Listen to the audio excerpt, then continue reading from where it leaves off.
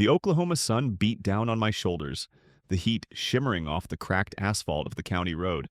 I'd expected the familiar hush of the farm, the rustling corn stalks, the distant mooing of cattle, the creak of the old barn door my father had built, a sound I hadn't heard in far too long. Instead, a cacophony assaulted my ears. The guttural roar of bulldozers, the insistent beeping of reversing survey trucks, a symphony of construction that clashed violently with the tranquil image I'd held in my mind. My old Ford pickup crunched onto the gravel driveway, the tires spitting small stones as I pulled up to the farmhouse. Even the familiar sight of the weathered mailbox, half obliterated with the remnants of my father's name, couldn't quite mask the unsettling feeling that something was drastically wrong. The tin rooster, a quirky reminder of a long-gone era, still clung precariously to its post on the fence, its metallic gleam dulled by years of sun and wind, seeming to tilt further to the left than I remembered. It was a poignant image, a symbol of time's relentless march, yet strangely overshadowed by the raw, industrial energy that dominated the landscape. This wasn't the peaceful refuge I'd envisioned. My boots sunk into the freshly churned earth, the tire tracks scarring the once pristine pasture like jagged wounds. Orange survey stakes, cruelly precise in their placement, punctuated the verdant expanse, resembling an aggressive game of tic-tac-toe played on a scale far beyond the comprehension of a simple childhood pastime. Then I saw her. Beggy Harris, the HOA president, a figure radiating an almost unsettling confidence. She stood with arms crossed, her sunglasses reflecting the harsh sunlight, casting her face in shadow. She seemed to be posing for a photograph, a self-assured queen surveying her kingdom. Behind her, a team of workers in bright orange vests moved with synchronized precision, their spray cans leaving long, stark white lines slashing across my cornfield, a brutal interruption of the natural order. The sight was jarring, a surreal contrast to the pastoral scene I'd anticipated. It wasn't just the destruction of my crops, it was the audacity, the blatant disregard for my property, and for my very presence that stung. The image brought a bitter laugh to my lips. "What's next, Beggy?" I muttered to myself, the thought bitter and sardonic. "Direct flights to Dallas right behind my barn?" The absurdity of it all hit me with full force. This wasn't some minor HOA project, and this was a full-fledged runway, a brazen imposition on my land, a violation of my peace, a symbol of unchecked power.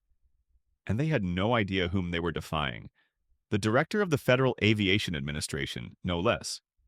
Before I could fully process the shock, a wave of exhaustion washed over me. Running the FAA in Washington, D.C. was a relentless whirlwind. The constant pressure, the 2 a.m. phone calls from pilots who forgot to file flight plans, the endless stream of emergency orders, the confrontations with powerful airline CEOs, the testimonies before Congress.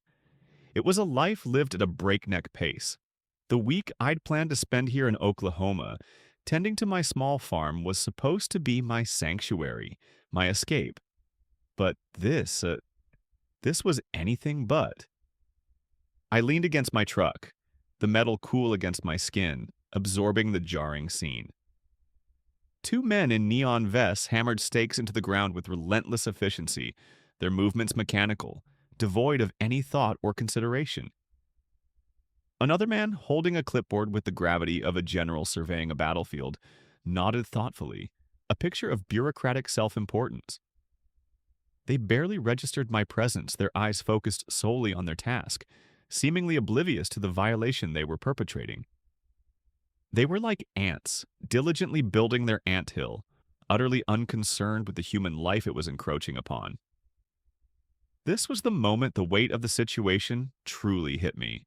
This wasn't a simple disagreement, it was a battle over values, a clash between rural serenity and the relentless march of suburban sprawl.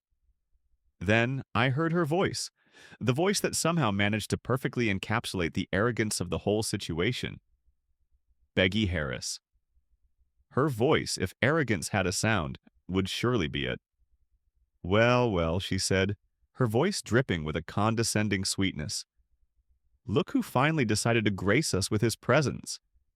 She approached, her gait confident, her demeanor suggesting she was the rightful owner of this land. We've been making improvements while you were away, she added, her words laced with a palpable sense of entitlement. Improvements? I echoed, the question laced with disbelief. I don't recall requesting any improvements. She smirked, lowering her sunglasses slightly, her eyes cold and calculating. John, she said, her voice hardening, progress doesn't wait for anyone. This community is moving forward, and if you want to be stuck in the past, that's your choice. But don't get in our way. The surveyor, meanwhile, continued his meticulous work, his tape measure extending and retracting with almost ritualistic precision. The stakes, I noticed, were spaced with unnerving accuracy. The precise measurements for a runway aligned with the prevailing winds. My professional instincts, honed over years of experience at the FAA, screamed at me, but I held my composure. I couldn't let her see the turmoil within. Progress, huh? I said, feigning ignorance. A new playground, perhaps? A bigger swimming pool? Her laughter was brittle, sharp, devoid of genuine amusement. You'll see soon enough, she retorted. Let's just say this neighborhood is about to become a very exclusive community.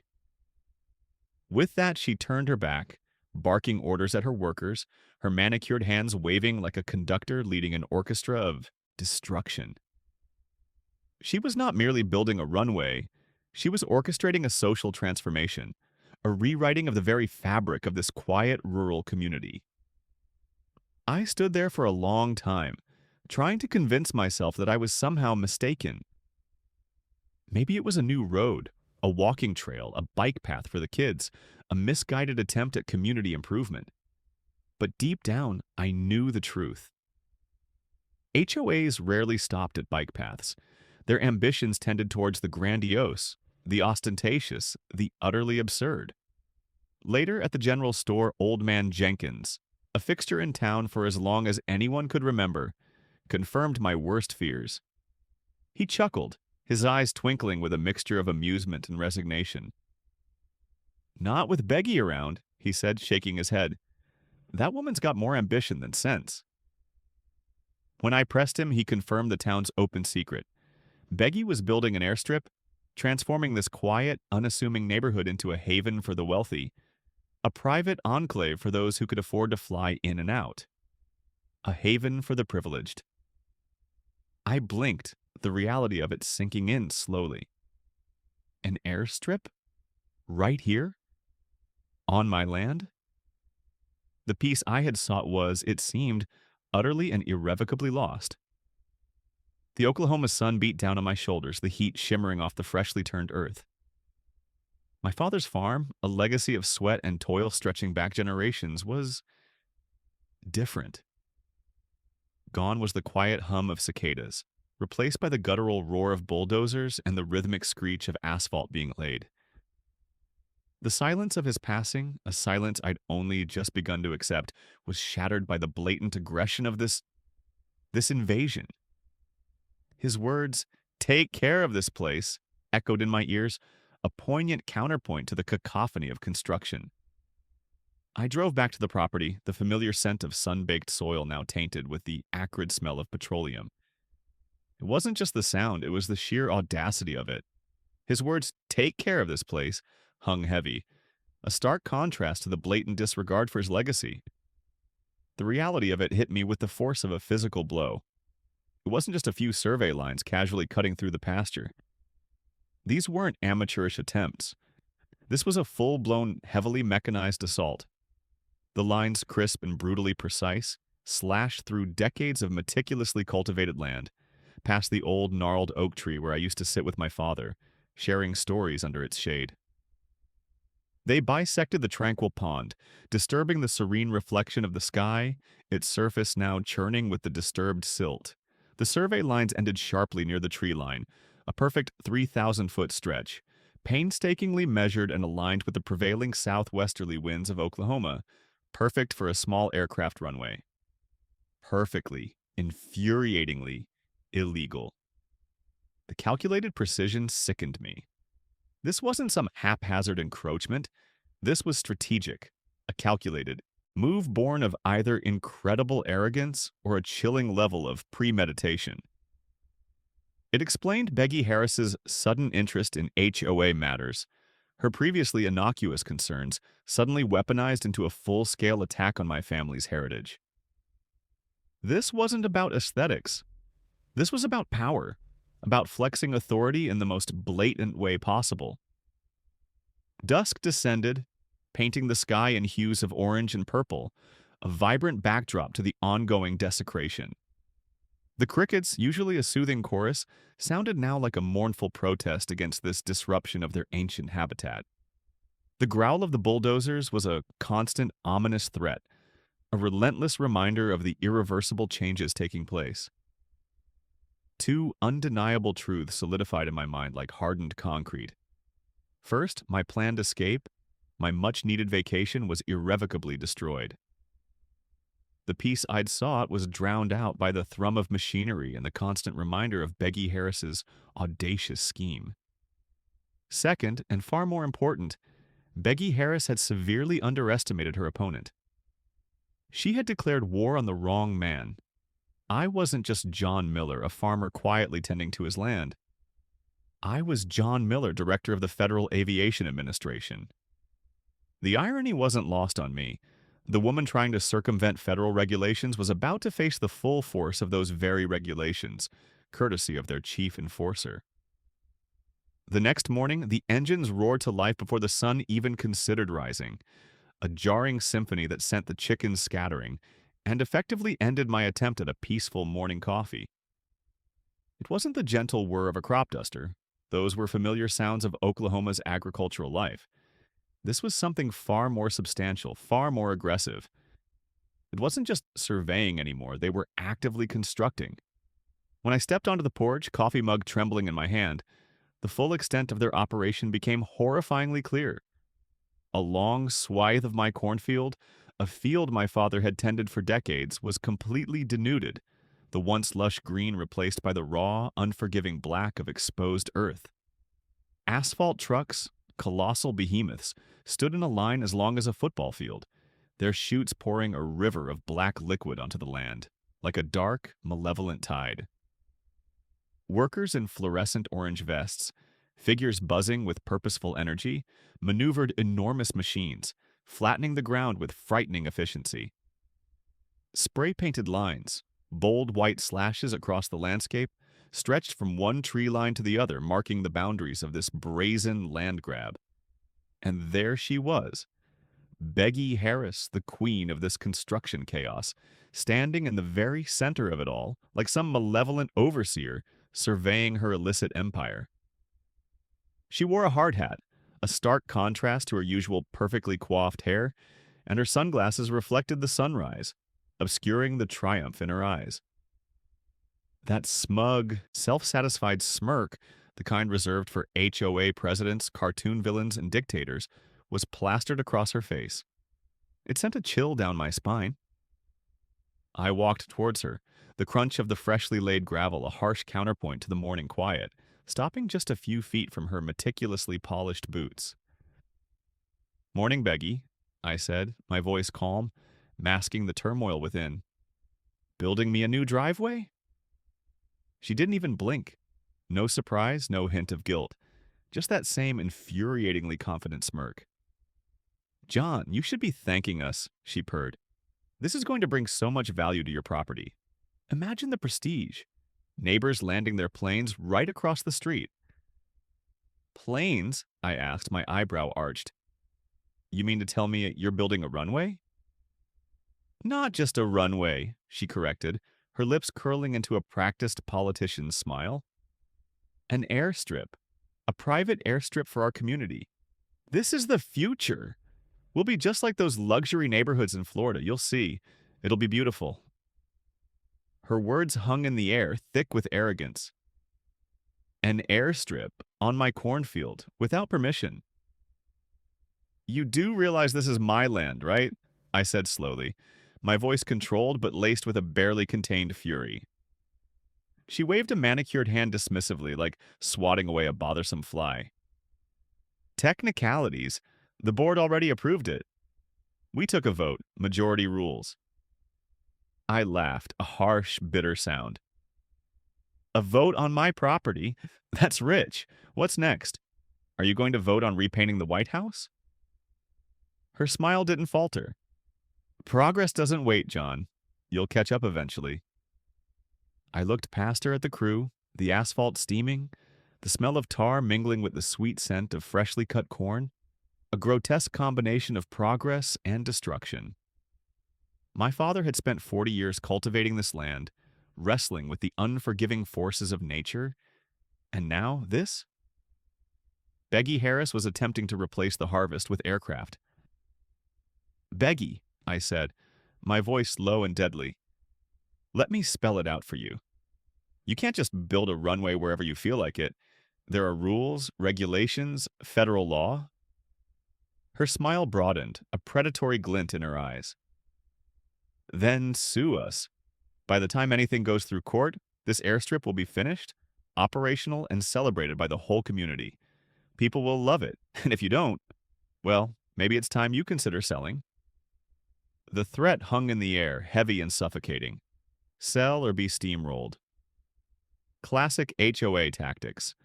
I wanted to explode, to unleash the fury that was building within me, but I didn't. Because Beggy didn't know one crucial detail. She was speaking to the man who had the power to shut down her little dream, permanently. But revealing that card too soon would be far too predictable. So I smiled, a calm, chilling smile that might have given her pause. No, Beggy, I think you're right. Maybe this will be interesting. I turned and walked away, leaving her blinking, possibly even a flicker of suspicion in her eyes. That afternoon, I walked the length of the construction zone, taking in the scale of her transgression. The airstrip was easily 3,000 feet long, more than enough for small planes. They'd leveled the ground, perfectly aligned with the wind, with an almost unnerving precision. I crouched down, touching the still warm asphalt, the heat transferring to my hand. They weren't guessing. They knew exactly what they were doing, which meant Beggy had help. Someone with aviation expertise. Someone either incredibly foolish or breathtakingly desperate. As evening fell, the noise continued unabated. Trucks rumbled in and out. The pasture, once a tranquil haven, now roared like a highway. My cattle, spooked by the relentless vibrations, huddled together in the far corner, their usual calm replaced by nervous apprehension. My father's legacy weighed heavily on me. Tornadoes, droughts, bad harvests. He'd faced them all, but never something like this. Standing on the porch, another cup of coffee warming my hands, I made a silent promise to my father. This wouldn't stand, not on my watch. Beggy, the HOA president, her smile a tight, almost predatory thing, suggested I take the pilot's seat. You want to fly, John? Fine, she'd said, the words dripping with a saccharine sweetness that belied the icy calculation in her eyes. The casual suggestion, delivered at 10:02 a.m. under the relentless summer sun, hung in the air like a threat. It wasn't just a suggestion, it was a dare, a challenge thrown down like a gauntlet in a duel. A duel for my ancestral farm, a piece of land that had been in my family for generations, a place where my father's sweat and toil had nurtured rows of corn taller than a man. Now it was slated to become a private airstrip, a concrete scar across the fertile earth. And I, John Miller, the quiet, unassuming farmer, was about to become the unwilling protagonist in this unfolding drama. But when this crashes, she continued, her gaze sharp, and it will, you'll regret ever setting foot on this land. The casual cruelty of her words stung. The implicit threat of a disastrous crash, orchestrated perhaps, wasn't lost on me. It was a calculated risk, a gamble on my inexperience, my reluctance to engage in a protracted legal battle, a subtle attempt to frighten me into submission. But deep down, buried beneath the anger and resentment, a flicker of something akin to pity ignited within me for her. She was blind, utterly blind to the reality of her actions. What she and all the other members of the seemingly idyllic Harmony Hills Homeowners Association didn't know was the secret weapon I possessed. a trump card that would turn the tables on this seemingly insurmountable situation. Unbeknownst to them, I wasn't just John Miller, the son of a farmer, the quiet man who worked the land. I held a position of quiet authority, one that gave me a unique perspective on the situation.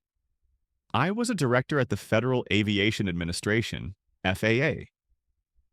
This fact, strategically withheld until the opportune moment, was the key that would unlock the solution to this crisis, a truth that would leave Beggy and her HOA reeling.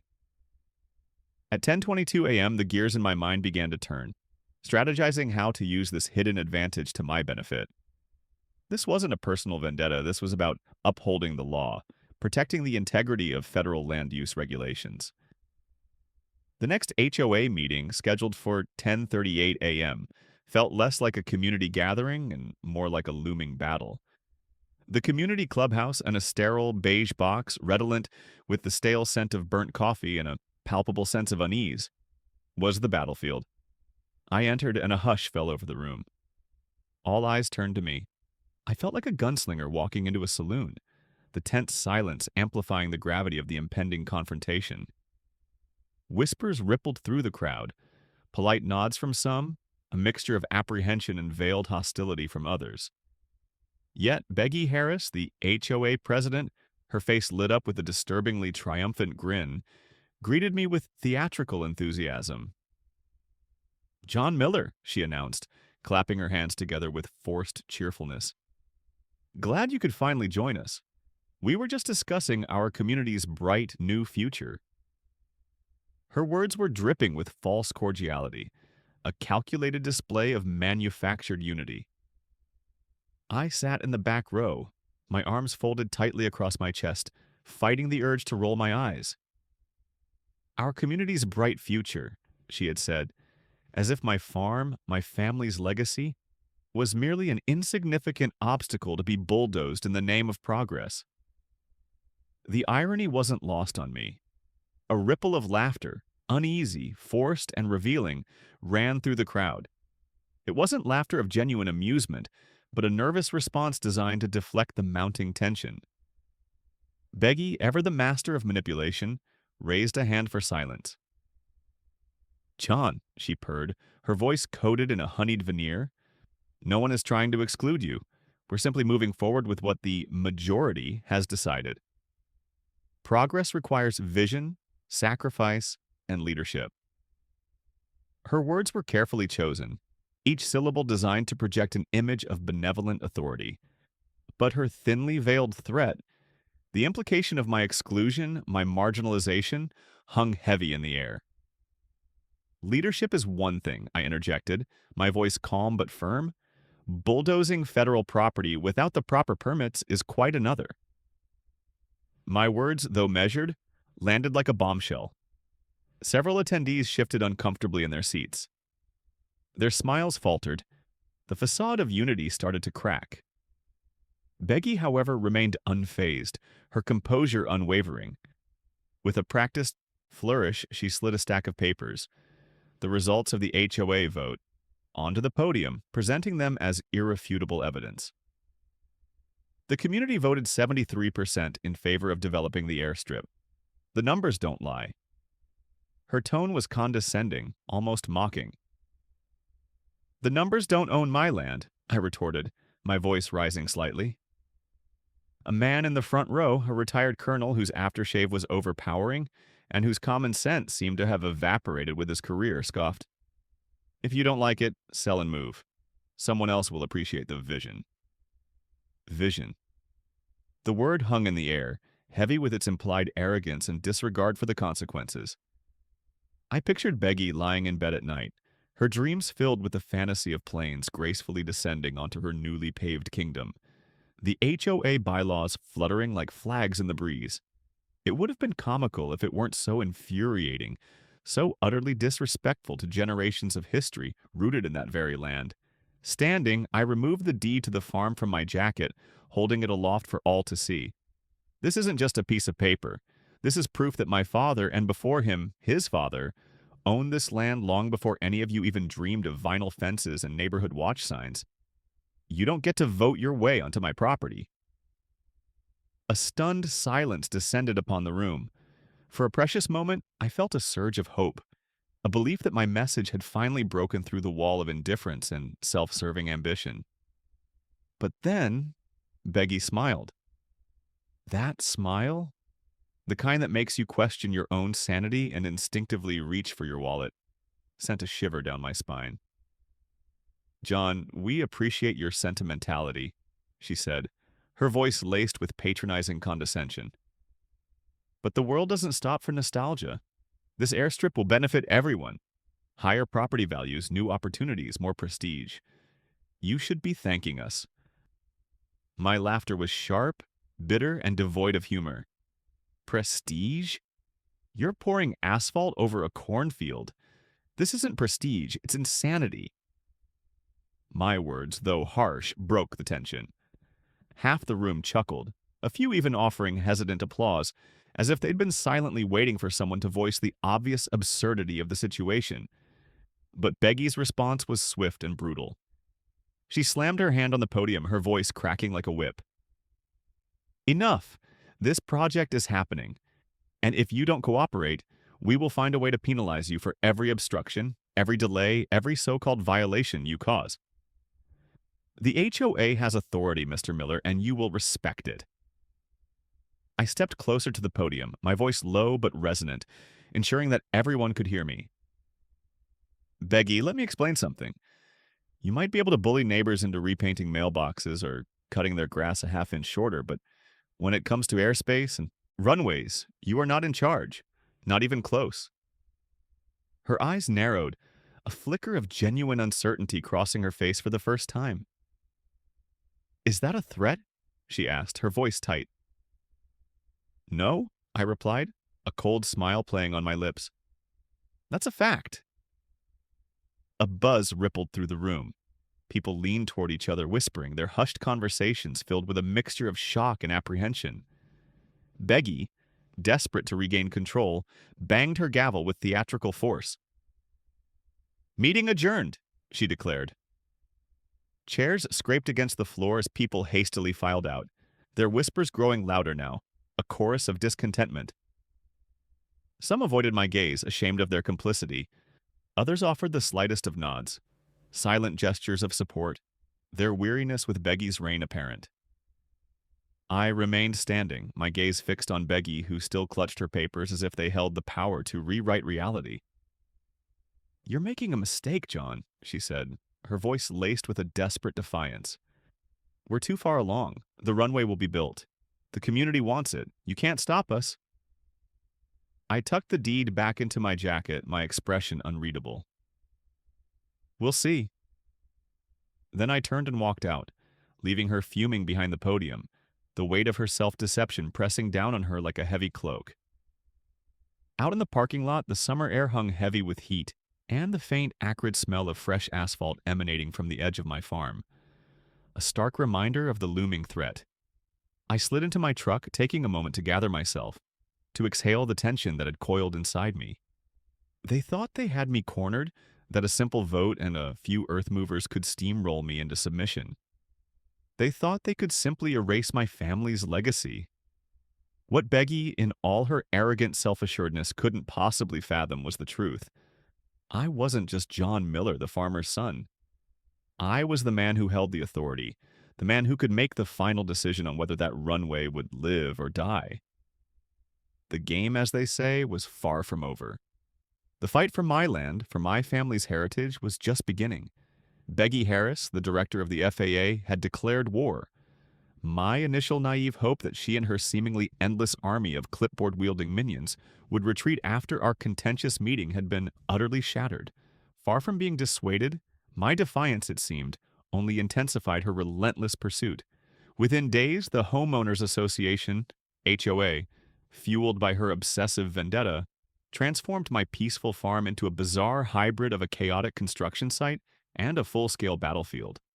The first volley arrived not with a bang, but a subtle, insidious thud. A certified letter, an official notice of violation, slipped under my front door with the casual nonchalance of a junk mail flyer from the netherworld.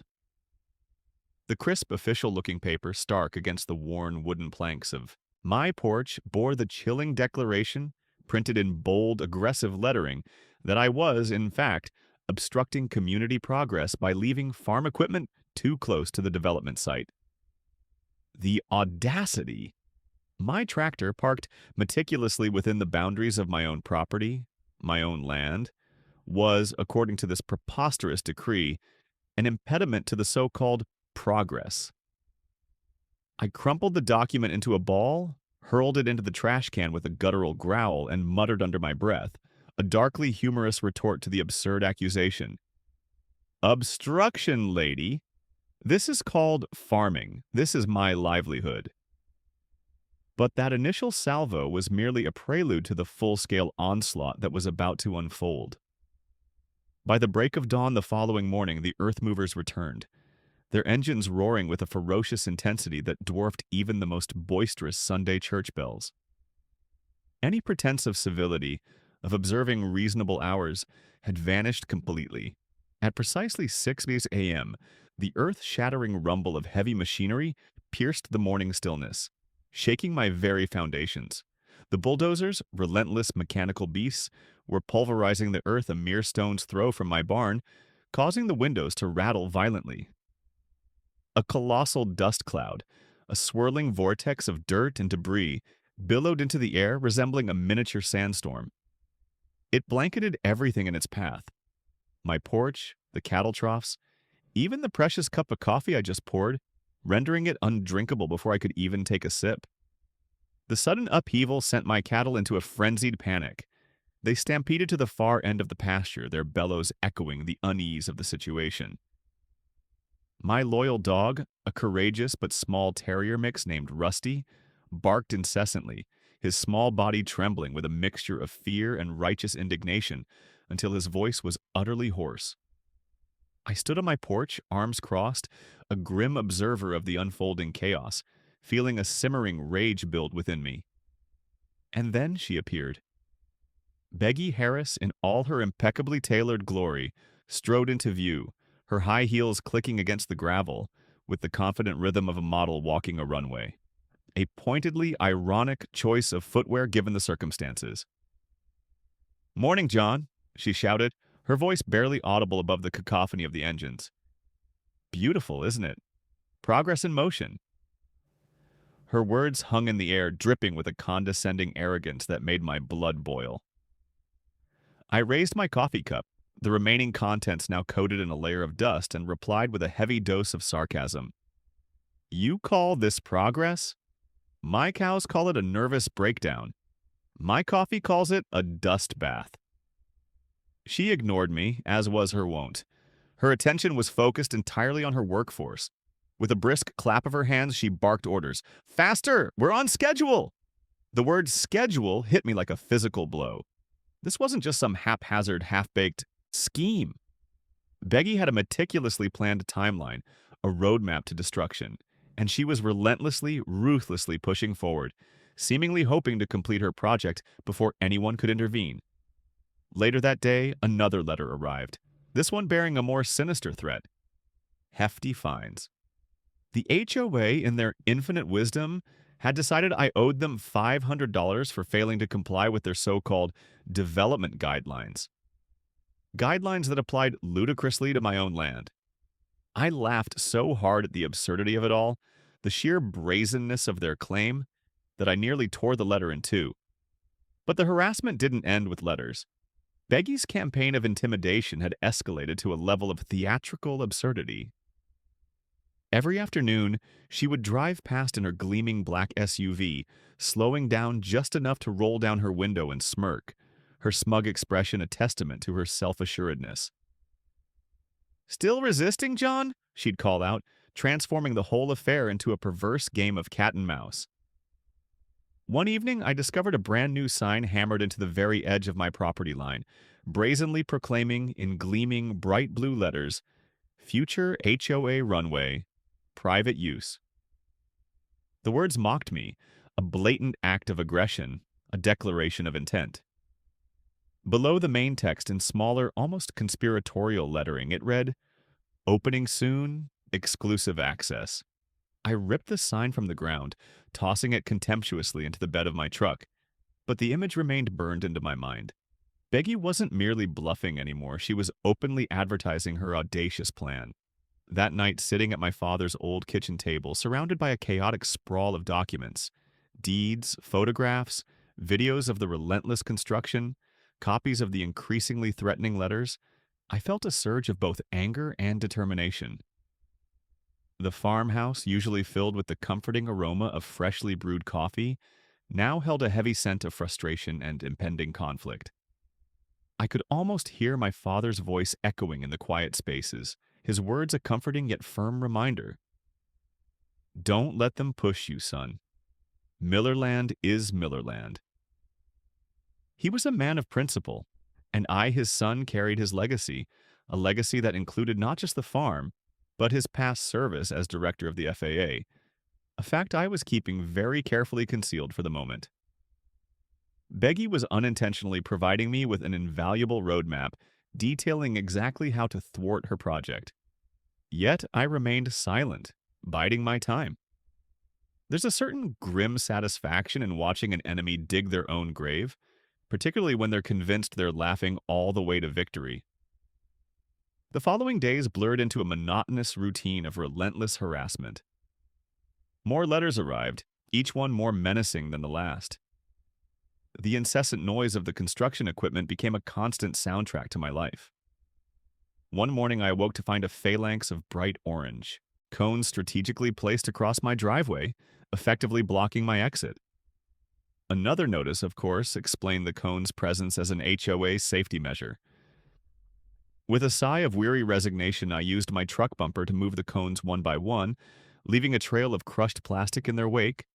The expressions on the workers' faces as I drove past were priceless, a mixture of disbelief, frustration, and perhaps a hint of grudging admiration. My neighbors, too, were divided in their reactions.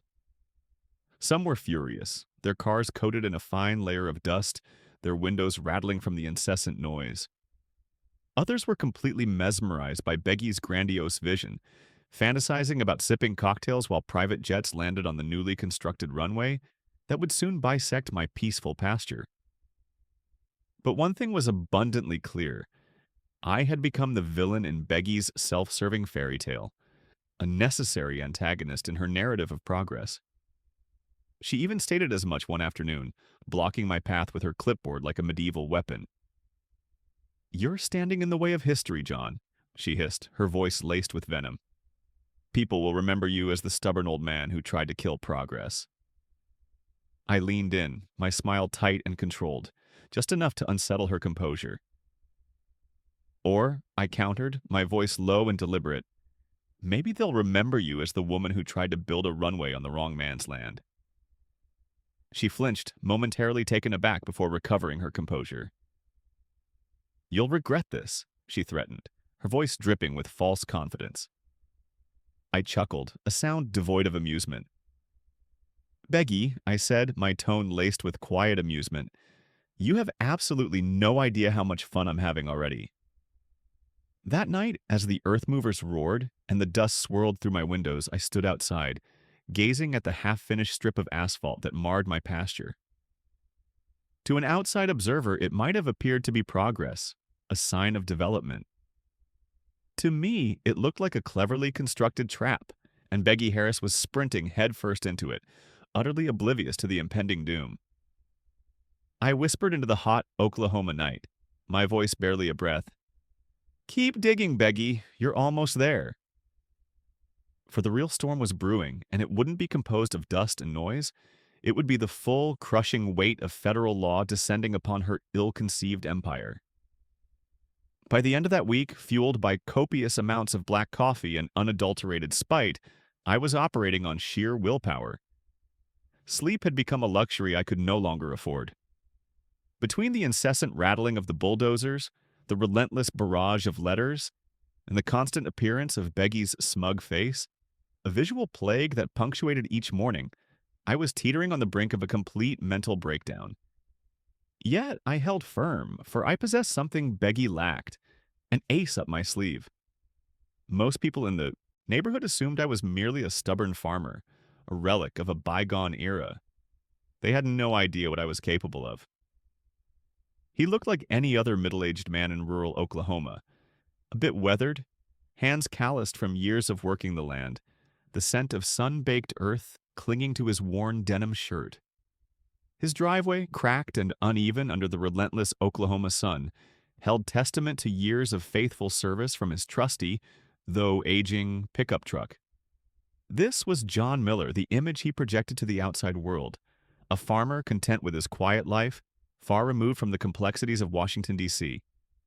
He was to Peggy Harris and her entourage the epitome of an easily manipulated, unassuming country bumpkin.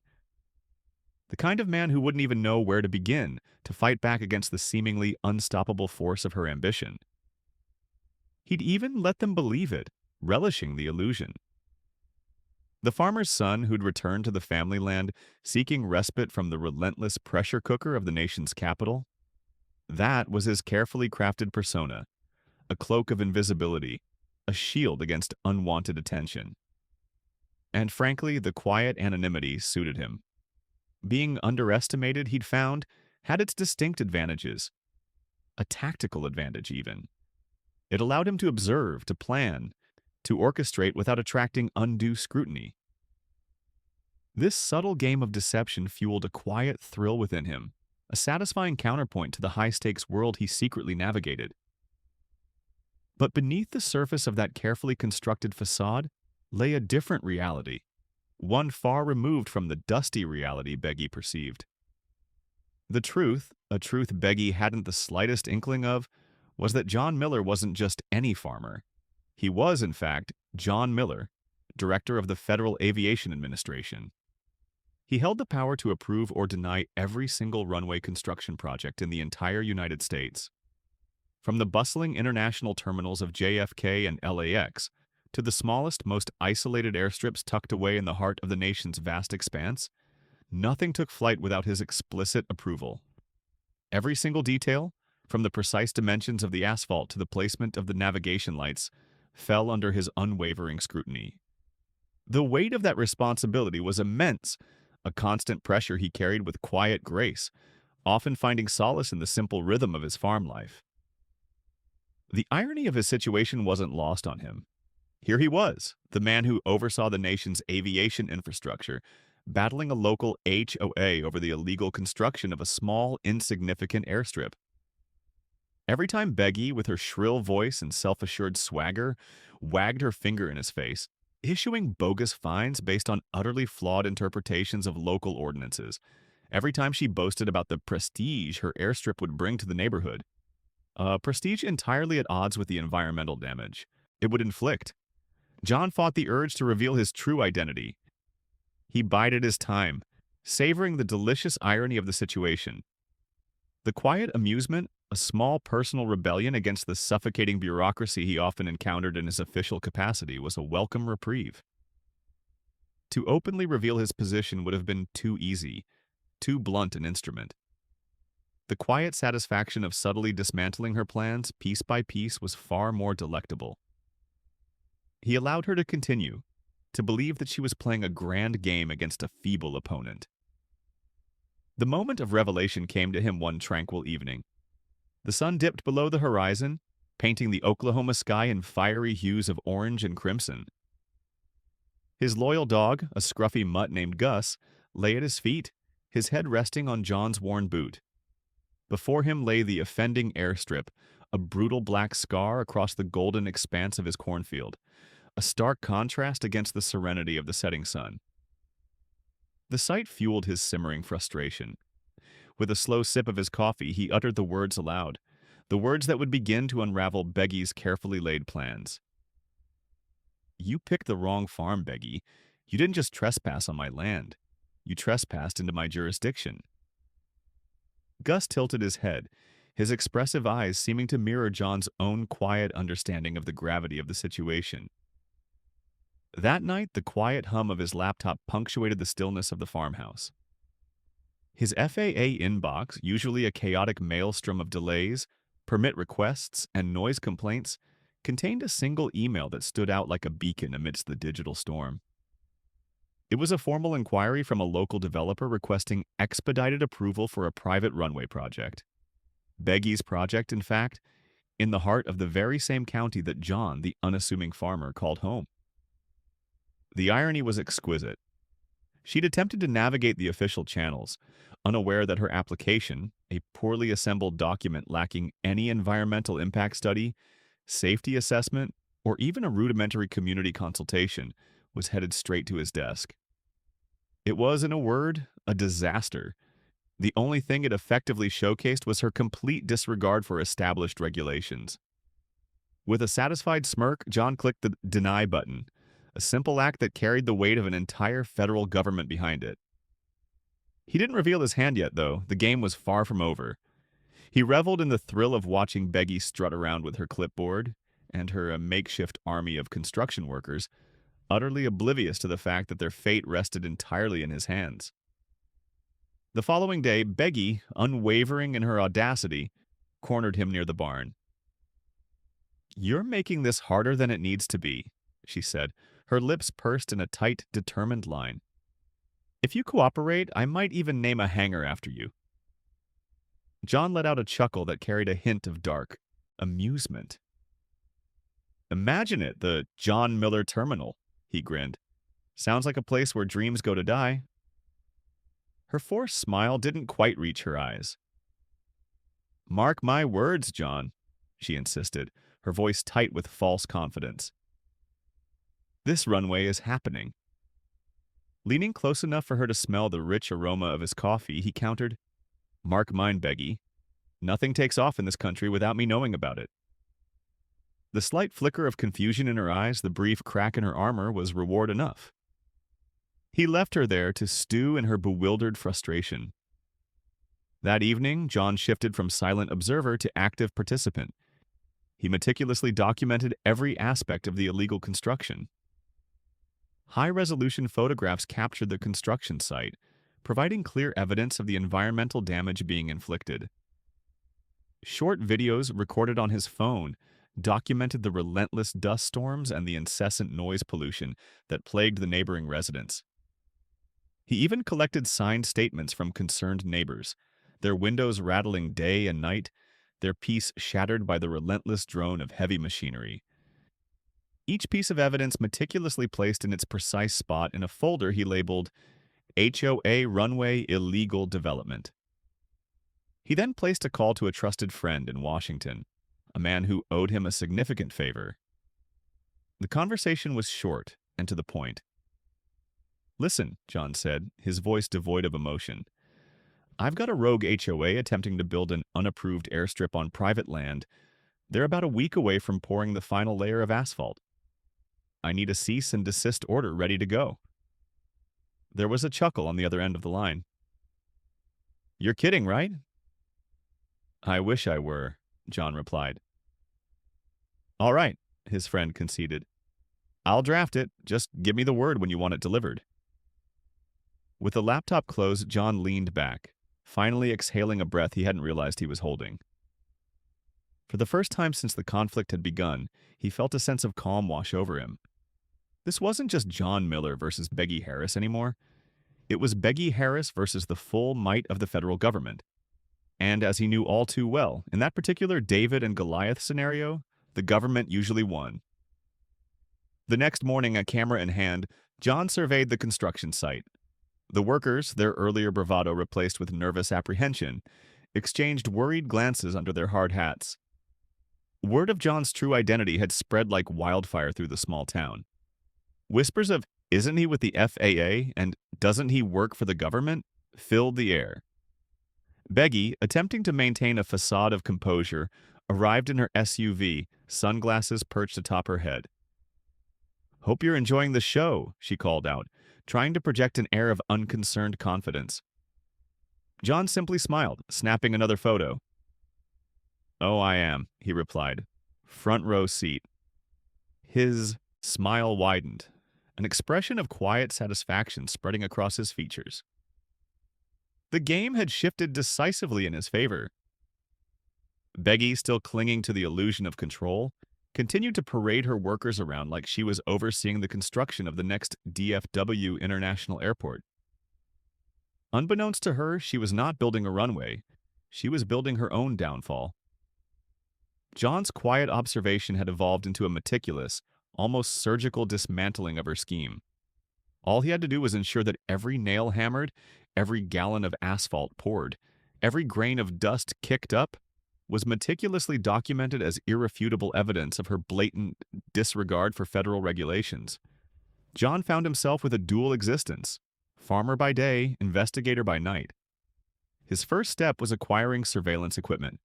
A trip to the local sporting goods store yielded half a dozen motion-activated trail cameras, strategically placed around his property like well-hidden Easter eggs. One near the cattle gate, another by the pond, and a third discreetly nestled in the branches of an ancient oak tree overlooking the airstrip. By the end of the week, John had amassed a wealth of irrefutable evidence, his personal investigation providing a detailed, time-stamped record of Beggy's illegal activities. The cameras, silent and unseen witnesses, documented every phase of the construction, every infraction, every violation. Beggy's reckless disregard for regulations would soon become her undoing. The case file was becoming thicker, more damning, more complete with each passing day. And he knew the final act was fast approaching.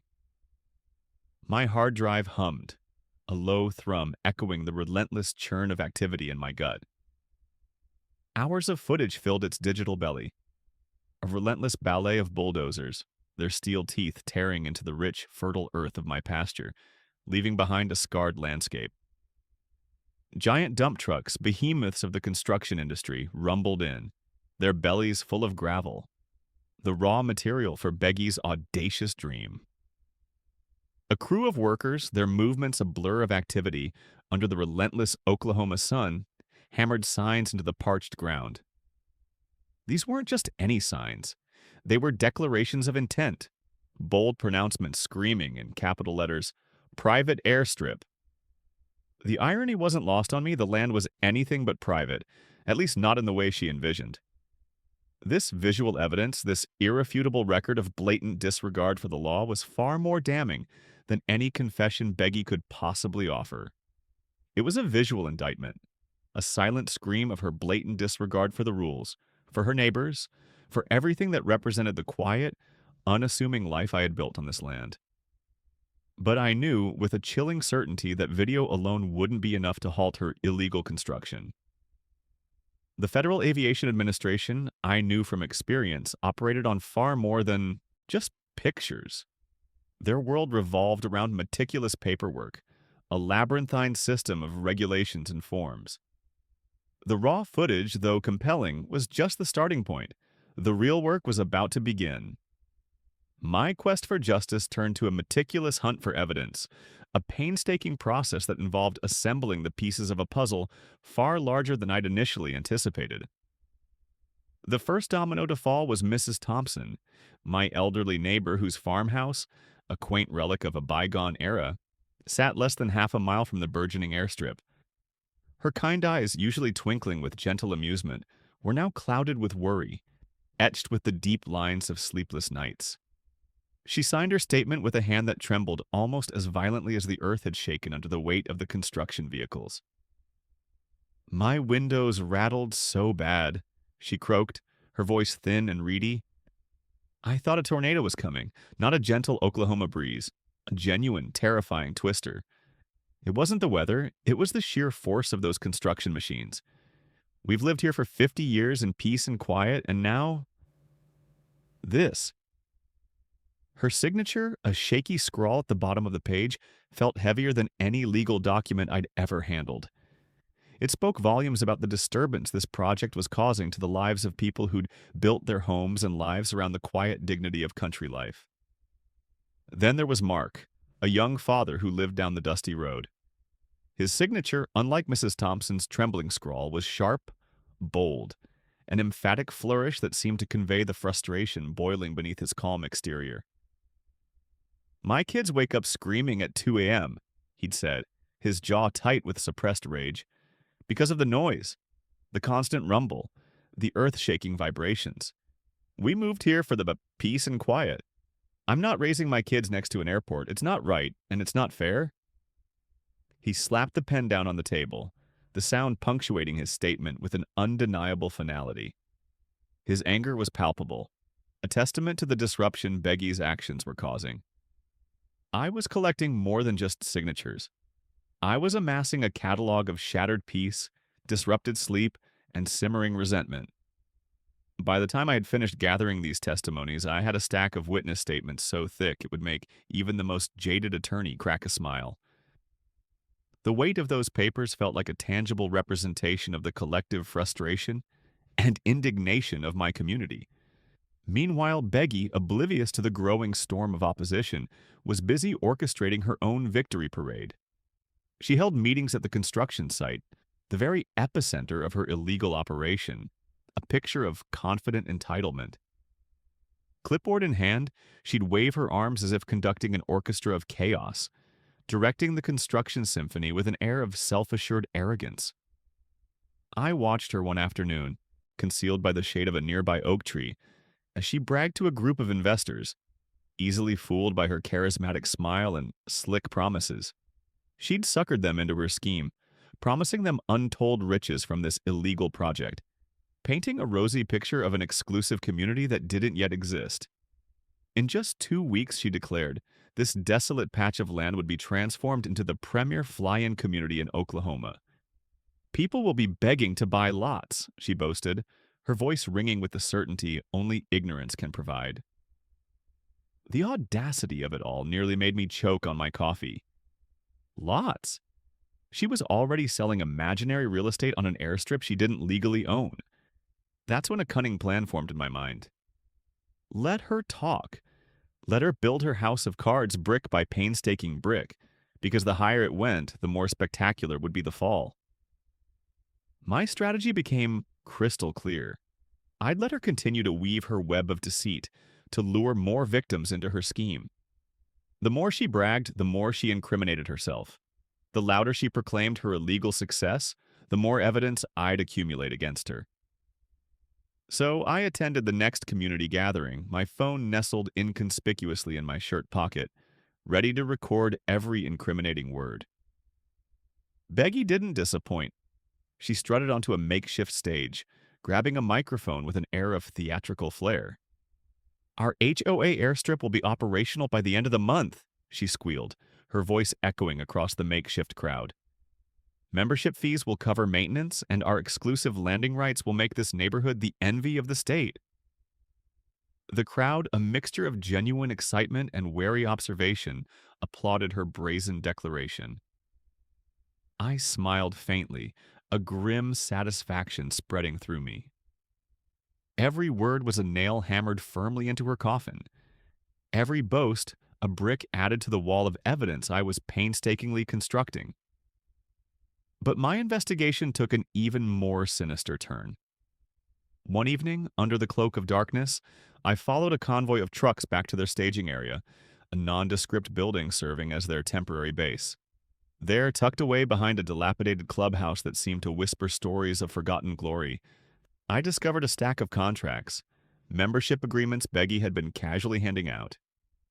Each contract promised priority hangar space, a coveted commodity in the world of private aviation, to anyone willing to cough up a hefty $10,000. It wasn't just an airstrip she was building, it was a scam, a sophisticated operation designed to defraud unsuspecting individuals, playing on their desire for an exclusive lifestyle. I meticulously photographed every page, every signature, every carefully crafted but ultimately false promise. By the time I was done, my case file resembled less a simple complaint and more a meticulously documented federal indictment. Yet I knew that timing was crucial. If I moved too quickly, if I shut her down prematurely, Beggy would cry foul, casting herself as a victim of governmental overreach. She might even manage to rally public sympathy, painting herself as an entrepreneur unfairly targeted by bureaucratic red tape. No, I needed her to go big.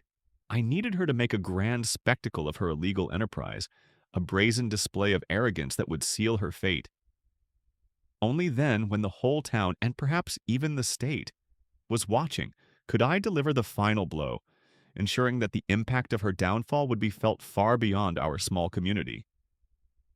I had to allow her to build her empire, brick by illegal brick, before I pulled the rug out from under her, making sure the crash would be so spectacular its echo would resonate all the way to Washington.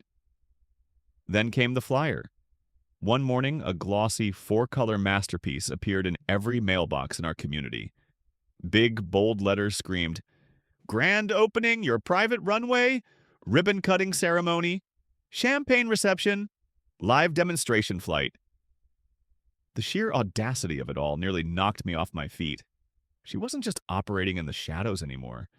She was practically inviting the entire town to witness her coronation as Queen of the Skies. I laughed until my sides hurt, a grim, bitter laugh of triumph mixed with the dark humor of the situation. Immediately, I stapled that flyer to my meticulously compiled case file, a final, irrefutable piece of evidence. Then I made a phone call, a call that would set in motion the culmination of my long investigation. "Yeah, I told my contact in Washington. She's having an opening. Get the paperwork ready. I'll need that cease and desist order in my hands by next week." He chuckled. "You're actually going to let her throw a party before you shut it down?" "Oh, absolutely," I said, a glint of steel in my voice. "The bigger the stage, the harder the fall." The following week was a whirlwind of activity.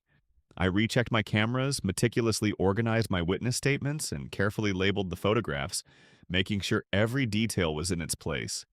Even the cattle, as if sensing the impending showdown, clustered near the fence, watching the half-built runway as if it were some bizarre alien invasion. As night fell, casting long, ominous shadows over the landscape, I sat on my porch, the Oklahoma heat clinging to me like a second skin. I thought about my father, his words echoing in my mind. "Son, when someone's digging themselves a hole, don't take away the shovel." Beggy wasn't just digging a hole, she was paving it, painting lines and selling tickets to watch the entire spectacle unfold.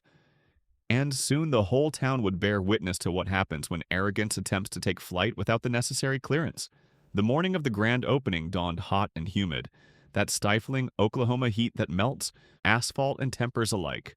I stood on my porch, sipping my coffee, watching a steady stream of SUVs, each carrying their load of unsuspecting guests, slithering towards the half-finished airstrip. Banners, hastily strung between flimsy poles, flapped in the wind, proclaiming a welcome to the future, an ironic message given the impending cancellation of this illegal enterprise. I dressed simply, plain jeans, sturdy boots, and a faded ball cap, a deliberate attempt to blend in, to look exactly like what Beggy probably expected me to be. A grumpy, insignificant farmer.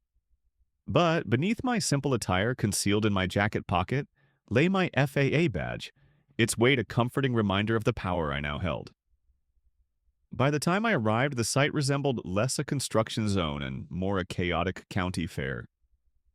Folding chairs were arranged in neat rows, ready to receive the guests who were about to witness Beggy's delusional triumph.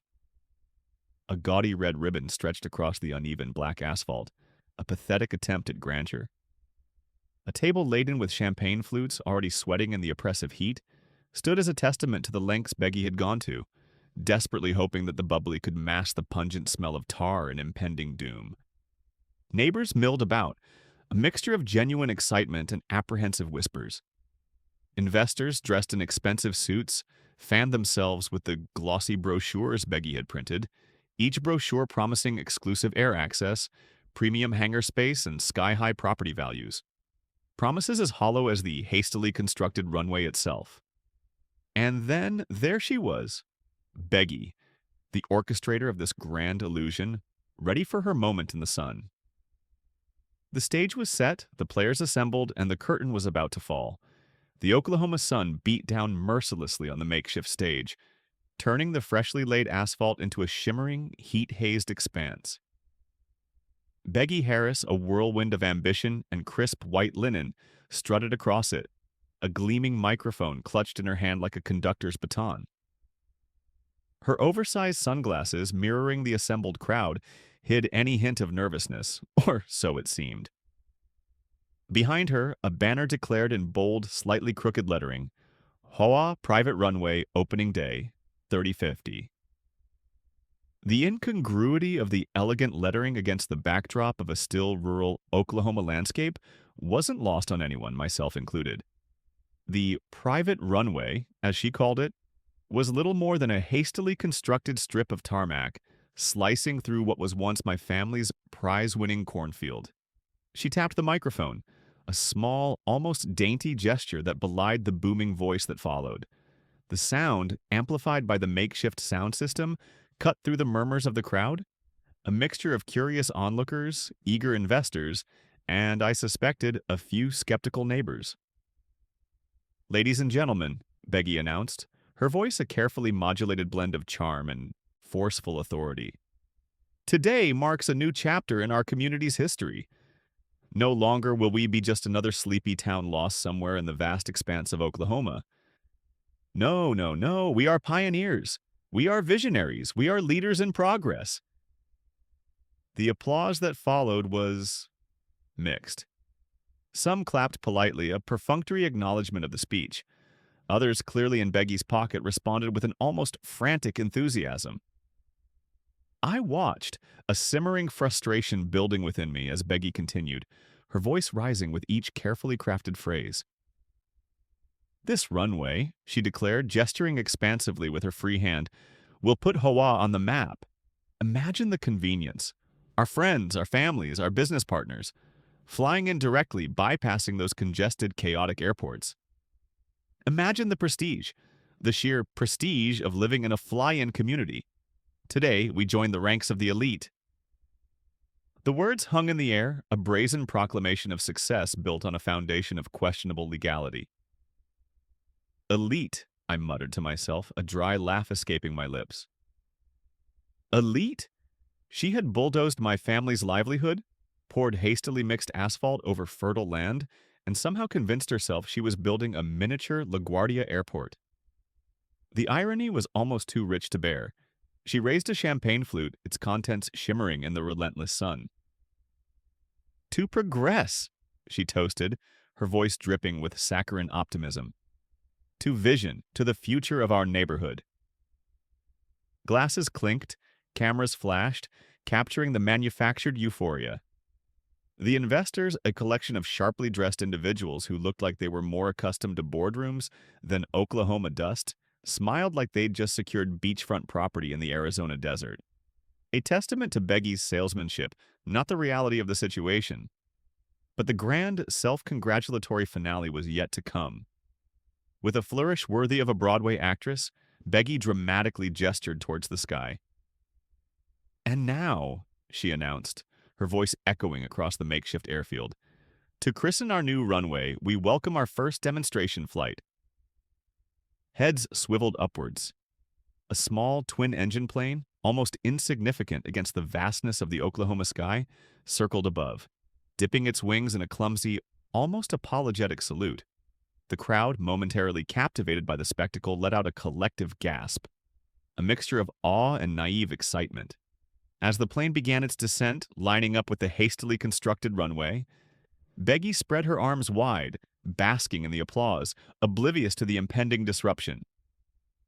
"History," she proclaimed, her voice ringing with triumph, "is landing here today." That was my cue. The burning sun beat down on my hat, the gravel crunching under my boots as I walked toward the stage, my footsteps a counterpoint to the celebratory clamor. Initially, my approach went unnoticed, lost in the wave of celebration. Then whispers rippled through the crowd. Neighbors nudged each other, their faces etched with a mixture of surprise and dawning recognition. Investors, their smiles faltering, exchanged anxious glances. By the time I reached the ribbon, a gaudy red monstrosity that had been strategically placed for photo ops, all eyes were upon me. "Beggy!" I called out, my voice steady despite the churning turmoil in my gut. "You might want to hold off on the champagne." Beggy blinked, her carefully constructed facade momentarily crumbling. "John, this isn't the time," she said, her voice tight with a barely concealed panic. "Actually," I interrupted, my hand firmly gripping my FAA badge, holding it aloft for all to see. The gleaming emblem of the Federal Aviation Administration caught the sunlight, a stark contrast to the celebratory chaos unfolding around us. This is the perfect time. Gasps rippled through the crowd. Cameras zoomed in, focusing on the badge, on my face. The silence that followed was deafening, a stark contrast to the moments before. Then, absolute pandemonium erupted. "My name is John Miller," I announced, my voice carrying over the growing din, ensuring that even the pilot above could hear me clearly. "And I am the director of the Federal Aviation Administration, and as of this moment, this runway is officially shut down." Investors murmured angrily, flipping through their glossy brochures as if the fine print might somehow magically rescue them from the impending financial ruin. Neighbors whispered amongst themselves, some with hushed, "I told you so" tones, others staring at Beggy with a mixture of disbelief and disappointment. Beggy herself turned the color of the asphalt beneath her feet, her carefully constructed image crumbling faster than a poorly built sandcastle. "Yo, you can't do this," she stammered, her microphone emitting a high-pitched squeal of panic. I smiled, calm as a Sunday preacher delivering a sermon. "Beggy," I replied, my voice even and measured, "I'm literally the only person who can." The plane above, sensing the shift in atmosphere, dipped lower, its engines roaring as it aborted its landing, climbing back into the sky. The aborted landing was the sweetest sound I had ever heard, sweeter than the best champagne. The sudden blast of wind cleared the dust from the air, clearing the air of the earlier excitement, while the sudden silence amplified the sense of shock and uncertainty. Beggy dropped her microphone, desperately trying to salvage the situation. This is a misunderstanding," she stammered. "We have approvals. We have investors. This is progress." I stepped closer, my voice steady, almost kind, but with an undercurrent of steely resolve. "No, Beggy, this is illegal construction, a blatant federal violation, and frankly, fraud. And it ends today." The deputies I'd briefed earlier moved in, confiscating paperwork, snapping photos of the now halted project. The local news cameras, ever vigilant, captured every detail. Beggy's trembling hands, the hastily ripped ribbon, the abandoned champagne glasses sweating in the Oklahoma sun. Neighbors, witnessing the unraveling of Beggy's meticulously constructed dream, began to clap. First a few, then a dozen. Then a wave of applause that rolled across the site like thunder. I stood there, my FAA badge a symbol of authority and justice, watching Beggy's empire collapse around her. Investors, neighbors, and her own workers scattered and stunned. And I couldn't help but think, this was better than coffee. Once the applause subsided, a new kind of chaos erupted. Investors stormed toward Beggy, waving contracts in her face, their carefully cultivated composure shattering into fragments of fury and disbelief. The local news crew swarmed the stage, shoving microphones into her face, their questions sharp and accusatory. "Did you know this project was illegal?" one reporter shouted. "How much money did you collect from residents?" Beggy's carefully rehearsed speech about vision and progress was now drowned out by a torrent of pointed accusations. She yanked off her sunglasses, her eyes darting wildly, her carefully constructed persona crumbling. "This is all a misunderstanding," she stammered. "We followed the process. We filed the paperwork." I stepped up beside her, ensuring my FAA badge remained prominently visible to the cameras. "Correction," I said smoothly, my voice calm but firm. "You attempted to file paperwork, and it was denied by me." Another wave of gasps rippled through the crowd. Neighbors who had been initially skeptical now looked at me with wide, awestruck eyes, their whispers hissing like static electricity. "He's the FAA director," one murmured. "Wait, he's the guy in charge?" Beggy froze, the color draining from her face. For the first time in what felt like weeks, she was speechless. "Ladies and gentlemen," I continued, turning to address the crowd, my voice carrying over the murmuring crowd. This so-called runway violates federal aviation regulations, environmental standards, and basic property rights. It is unsafe, unauthorized, and absolutely illegal. And as of today, it is officially shut down.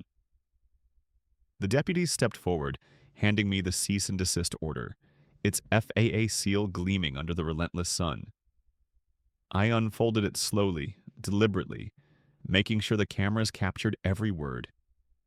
Then I handed a copy to Beggy. She snatched it with trembling hands, her eyes scanning the first line, her face a mask of disbelief and dawning terror. The final act of Beggy's carefully constructed illusion was over.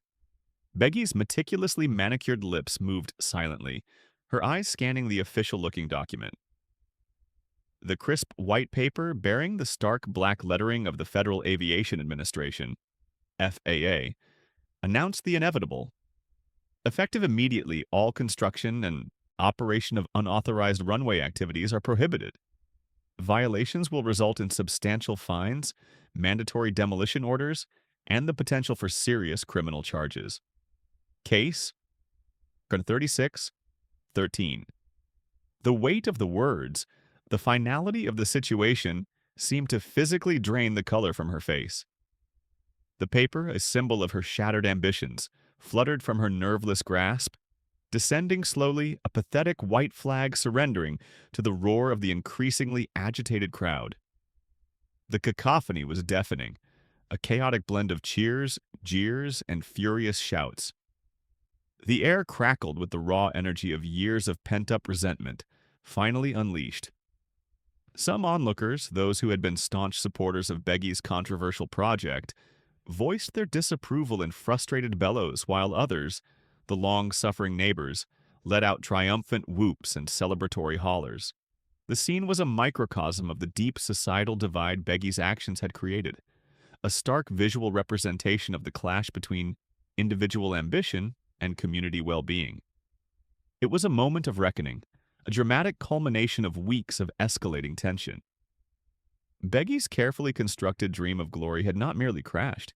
It had imploded in a spectacular, publicly televised display of hubris. "John," she whispered, the carefully crafted veneer of confidence finally cracking, revealing the vulnerable human beneath. Her voice, normally crisp and commanding, was now a fragile tremor, a desperate plea. "Please," she continued, her eyes wide with a mixture of fear and desperation. "We can work something out. We can negotiate. This community needs this project. It will bring progress, jobs, and increased property values." Her voice cracked, betraying the strain of the moment. The carefully constructed facade of power and control had crumbled under the weight of her failure.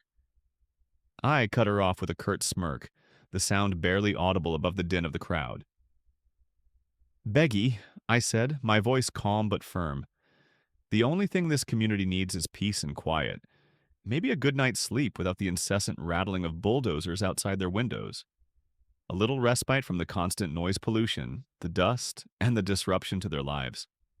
This isn't some abstract idea, it's about real people, real lives, and their right to enjoy their homes without the disruption of a rogue, illegal runway project."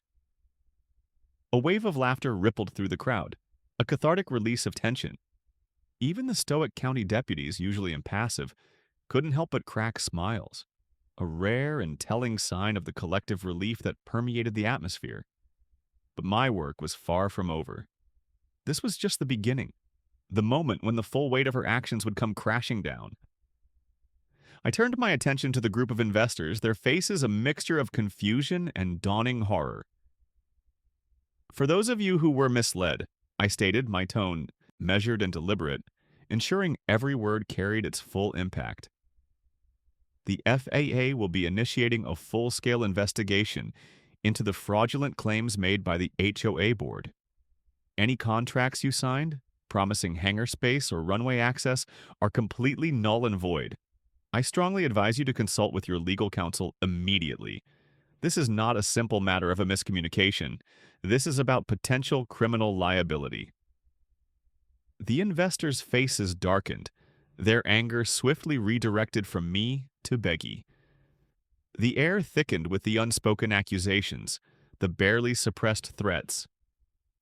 One particularly agitated man in an expensive suit, his face flushed with fury, jabbed a finger at Beggy's chest.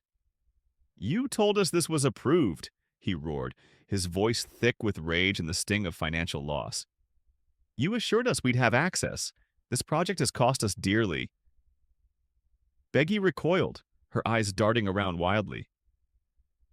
I I thought it was," she stammered, her voice barely a whisper, her carefully constructed image completely shattered. "He's exaggerating," she added weakly, grasping at straws. I raised an eyebrow, a silent challenge. "Exaggerating?" I repeated, my voice dripping with controlled sarcasm. "Beggy, you've been actively selling memberships for a runway that doesn't legally exist. That's not an exaggeration, that's outright fraud. That's a serious crime with serious consequences." The sheriff, a tall, imposing figure, cleared his throat, stepping forward. "Ma'am," he said, his voice devoid of any sympathy, "we're going to need you to come down to the station for questioning." The collective gasp that swept through the crowd this time wasn't one of shock. It was pure, unadulterated satisfaction. Years of pent-up resentment, simmering beneath the surface, finally boiled over. "About time," one woman shouted, her voice ringing with a palpable sense of relief. Another man added, "Check her books. She's been skimming HOA fees for years." The accusations flew, each one fueled by the accumulated grievances of a community long held captive by Beggy's self-serving agenda. Beggy spun around, desperately trying to defend herself. "No, you don't understand," she pleaded, her voice cracking. "This was for all of us. For progress." I shook my head, a sad sigh escaping my lips. "No, Beggy," I said, my voice laced with pity. "This was for you. Your ego, your ambition, your insatiable thirst for power. And now it's over." The deputies moved in, gently but firmly escorting Beggy toward the sleek black SUV she had arrived in. She resisted, sputtering feeble excuses, her desperate pleas lost in the surrounding din. The cameras, ever-present and omnipresent, captured every second of her humiliating downfall. By tomorrow morning, her face, once the symbol of power and influence within the HOA, would be plastered across every local news channel, possibly even making national headlines. As the dust, both literally and figuratively began to settle, I addressed the crowd one last time. "Neighbors," I said, my voice resonating with genuine sincerity, "I know the past few weeks have been incredibly challenging, loud, frustrating, even frightening, but I want to assure you that this ordeal is over. The runway project is finished, not in the way Beggy envisioned, but in the way the law demands. The FAA exists to ensure the safety of our skies, and that includes stopping reckless and illegal projects like this one before they cause irreparable harm." This time, the applause was real, heartfelt, and sustained, a wave of relief washing over the crowd. People approached me, clapping me on the back, thanking me, shaking my hand with genuine gratitude. Even the children still clutching their ears from the aborted plane flyover smiled, as if they understood that a villain had just been defeated. I bent down, retrieved the abandoned champagne flute Beggy had left on the makeshift stage, and raised it high. "To peace and quiet," I announced, a smile finally gracing my lips. The crowd erupted again, this time with genuine joy and relief. For the first time since returning to my father's farm, the pervasive tension lifted, replaced by a palpable sense of community unity. The runway was dead. The scam had been exposed.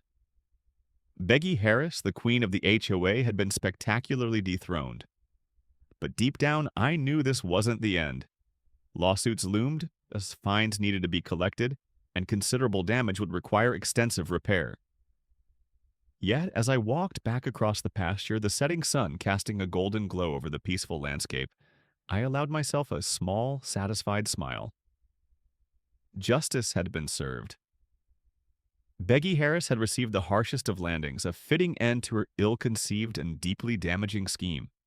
The days following the ill-fated grand opening felt like the aftermath of a devastating storm, the air finally clearing after weeks of oppressive dust. The silence over my father's farm was profound. The rhythmic rumble of bulldozers was replaced by the gentle rustling of corn stalks in the breeze, the peaceful lowing of cattle, and the soothing chorus of cicadas at twilight. The land, burdened for so long, seemed to breathe again. For Beggy Harris, however, the storm was only just beginning. The next morning, the local news aired a grainy but vivid recording of her on-stage meltdown, the footage showcasing her descent into panic and denial. The headline was brutal, stark, and undeniable. HOA president exposed in illegal runway scheme. The clip of me holding up my FAA badge replayed on an endless loop, juxtaposed against Beggy's stammering denials. "This is a misunderstanding," she insisted, her words swallowed by the overwhelming evidence against her. By noon, the video had gone viral, spawning a torrent of memes and online commentary. Neighbors who had once cowered in fear before Beggy's authority now found their voices, sharing their own stories of her tyrannical rule and financial improprieties. At the emergency HOA meeting that weekend, a line of residents snaked around the room, each member eager to voice their accumulated grievances. Accusations of pocketing landscaping fees, issuing unjustified fines for minor infractions, a mailbox color that wasn't even against HOA regulations, for example, and general mismanagement of funds emerged, painting a picture of a self-serving individual who had abused her position of power. By the end of the emotionally charged meeting, the board voted unanimously to remove her as president. I chose not to attend, having no desire to participate in another one of their dramatic productions. But I heard the resounding cheer that erupted when the gavel came down, a testament to the collective relief and sense of justice finally obtained. Meanwhile, the FAA investigation proceeded swiftly and decisively. The cease and desist order had effectively halted all activity on the unauthorized runway, and the FAA's legal team wasted no time in piling on the charges. Unauthorized construction, environmental violations, fraudulent claims, each charge carried potentially crippling fines that could bankrupt a small corporation, let alone a suburban HOA. The investors, facing financial ruin, scrambled to salvage what they could. Some threatened lawsuits, others vanished without a trace, hoping to distance themselves from Beggy's disastrous project. But the evidence was irrefutable. Contracts, glossy brochures, and the damning video footage of Beggy boasting about exclusive air access, all were meticulously documented and safely stored in my file. The game was over. Beggy's reign of terror was finally over. The evidence was irrefutable now, laid bare like the exposed earth where the runway had been. The half-laid asphalt, a testament to Beggy Harris's audacious ambition, lay in ragged strips, a scar across the sun-drenched Oklahoma landscape. The demolition crews, a phalanx of rumbling machines and determined men, arrived like a conquering army, efficient and merciless. Their work was swift. Within a week, the asphalt was ripped up, the fragmented remains hauled away in a symphony of grinding metal and roaring engines. The resulting gouge in the earth was then carefully filled, layer upon painstaking layer with fresh topsoil, a determined effort to erase the very memory of the ill-conceived airport. The process was a microcosm of the larger effort to heal the community, to smooth over the divisions Beggy's actions had caused. By the time they were finished, the land looked almost normal, a deceptive tranquility masking the lingering undercurrent of tension. Only the faintest black lines, like ghostly veins, peeked through the newly tilled soil, a subtle, persistent reminder of Beggy's hubris and her failed dream. I remember standing there one evening, the setting sun painting the sky in fiery hues, my hands shoved deep in my pockets, the chill evening air biting at my exposed skin. The patched earth stretched before me, a canvas of reclamation. My father, a man of the land, a man who understood the quiet resilience of Sunland, would have watched this scene with a complex array of emotions. I imagined him, his weathered face etched with a mixture of amusement, exasperation, and perhaps a touch of grudging respect. He might have shaken his head, muttering about wasted resources and misplaced ambition, maybe even letting loose a string of colorful curses. But beneath it all, I knew a quiet pride would have welled up within him. The farm, like the resilient spirit of its people, had weathered the storm. It had survived just as it always had. It was a victory not just for the land, but for the enduring strength of the community. The aftermath was surprising. The neighbors who had lived under the shadow of Beggy's relentless pursuit of her legacy seemed to breathe easier. The palpable tension that had hung heavy in the air for months finally dissipated. Mrs. Thompson, a kind woman with eyes that held a lifetime of quiet wisdom, brought over a freshly baked apple pie, its sweet aroma a symbol of reconciliation. It wasn't just a pie, it was an offering of gratitude, a thank you for the return of peace and quiet after months of sleepless nights plagued by the incessant drone of construction equipment. Mark, from down the road, a man known for his practical nature and strong hands, offered to help mend the fence, battered and broken by the bulldozer's careless passage. Even Old Man Jenkins, a recluse known for his taciturn nature and disdain for sentimentality, surprised everyone by tipping his hat and murmuring a gruff, "Good work, son." He even added, almost as an afterthought, "About time someone clipped those wings." These gestures, small as they seemed, were potent symbols of a community healing, rebuilding the bonds that had been strained. Their approval meant something, of course, but their thanks were not the reason I had acted. I hadn't leveled the runway out of a desire for praise. My actions were rooted in a deeper sense of justice and community responsibility.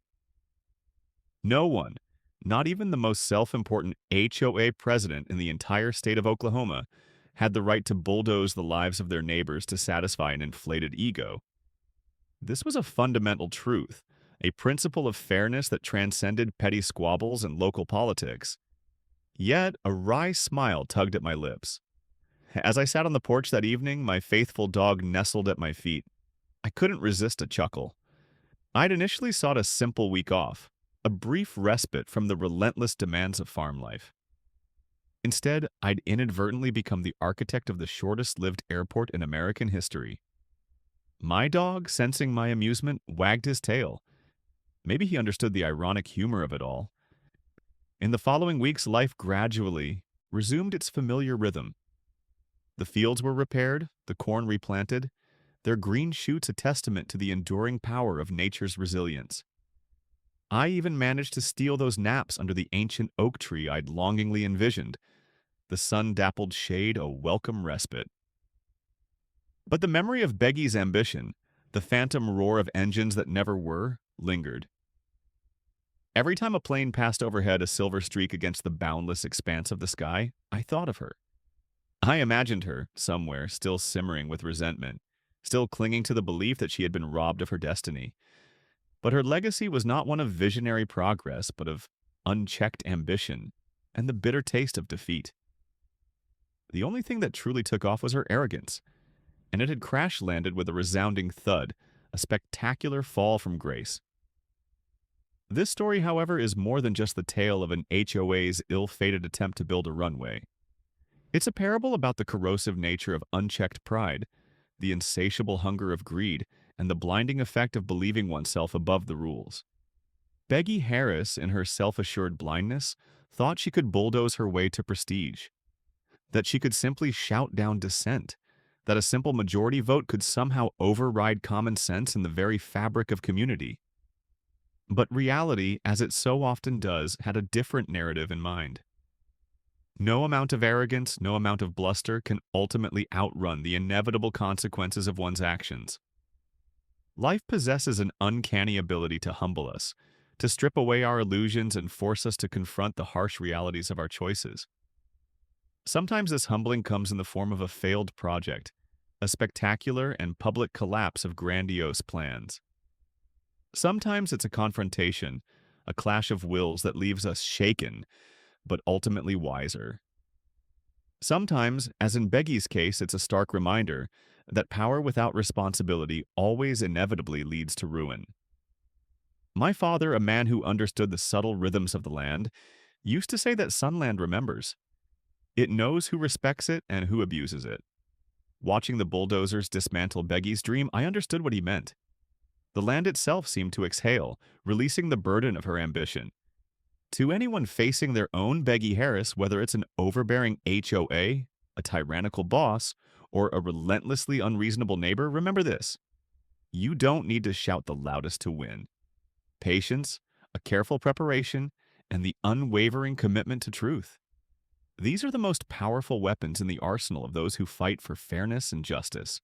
Sometimes the most effective response is not a fiery counterattack, but a quiet, persistent resistance, a steady refusal to be intimidated or silenced. The land itself, in its quiet persistence, taught me this lesson. So tell me in the comments, have you ever faced a Beggy Harris in your life? How did you handle it? And if you enjoyed this story, hit that subscribe button because, trust me, there are countless more HOA dramas waiting to unfold.